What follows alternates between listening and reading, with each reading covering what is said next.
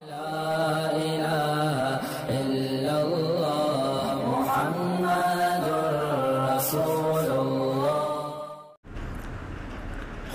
میں کسی مردہ لاش کو زندہ دیکھنا یہ اس کی روح ہے یا ہمزاد ہے؟ خواب میں مردہ لاشیں مردہ نظر نہیں آتی، اکثر وہ زندہ ہوتی ہیں، کیونکہ وہ خواب ہے نا، کچھ بھی آ سکتا ہے. تو اگر وہ مردہ ہی آ رہا ہے پھر خواب تھوڑی ہوا. تو خواب میں تو الٹا سیدھا کچھ نہ کچھ ہو رہا، مردہ زندہ ہو کے بات کرو گے، زندہ مرے ہوئے پڑے ہوں گے. تو اتنا زیادہ ان خوابوں کو لفٹ کرانے کی ضرورت نہیں ہے. جو بھی مر جاتا ہے تو خواب میں اکثر آتا ہے، زندہ ہو کے ہی آتا ہے عام طور پہ، کیونکہ مر کے آنے کا فائدہ نہیں ہے، کیونکہ وہ تو جاگتی حالت میں ہی مرا ہوا تھا، تو خواب میں آنے کا فائدہ ہے. خواب میں تو آگے باتیں کرے گا نا. تو لوگ مجھے کہتے ہیں مجھے ابا خواب میں آؤں زندہ تھے. میں نے کہا خواب میں مرے ہوئے اکثر نہیں آتے. اگر خواب میں بھی مردہ ہی آ رہے ہیں پھر اس کی کوئی تعبیر ہوگی، پھر اس کی کیا ہوگی؟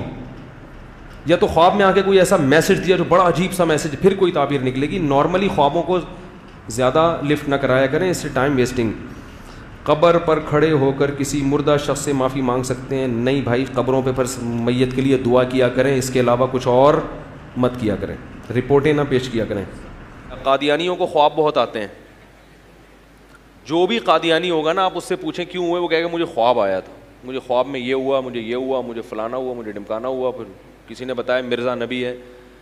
خواب کسی کو 100% بھی روزانہ بھی آنا شروع ہو جائے نا، وہ قرآن اور حدیث پر حجت نہیں ہے. شریعت میں پہلے قرآن و سنت ہے، خوابوں کا درجہ اس کے بہت بعد ہے. خواب نبوت کا 46واں حصہ ہے، جبکہ قرآن و سنت عین نبوت ہے. سمجھ گئے کہ نہیں سمجھ گئے؟ یہ خوابوں نے بڑے بڑے صوفیہ کا بیڑا غرق کیا ہے. جب انسان نیک بنتا ہے نا تو اس کی تباہی خوابوں سے شروع ہوتی ہے، یاد رکھو. اس کو اچھے اچھے خواب آنا شروع ہو جاتے ہیں اور وہ سمجھتا ہے کہ میں بالکل کیا ہو گیا ہوں، پہنچ گیا ہوں. خواب کو میں حقیقت ہے لیکن اتنی نہیں ہے جتنی لوگوں نے بنا لی ہے. پہلے اعمال ہیں، اس کے بعد کیا ہے؟ ابے بول لو نا یار. خواب لوگ بہت زیادہ استخارہ کر کے خواب آئے گا، پھر تو بہت ہی پروٹوکول دیتے ہیں اس خواب کو، بہت گراؤنڈ ریئلٹی کو نہیں دیکھتے، زمینی حقائق کو نہیں دیکھتے، خوابوں کو دیکھ رہے ہوتے ہیں. یہ خواب آیا کاروبار بہت چمکے گا، حالانکہ سب کہہ رہے ہیں بھائی نہیں چل رہا ہے یار. سردیوں میں کون برف بیچتا ہے بھائی؟ دسمبر میں برف بیچ رہا ہے، کہہ رہے ہیں مجھے کیا آیا تھا؟ خواب آیا تھا. ہاں تو خواب جو ہے نا، خواب ان کو زیادہ پہلے گراؤنڈ ریئلٹی ہے، اس کے بعد دوسرے درجے میں خواب ہیں. اچھا خواب آ گیا، چلو بھائی اچھی بات ہے، اللہ کی طرف سے کچھ حوصلہ افزائی ہو رہی ہے.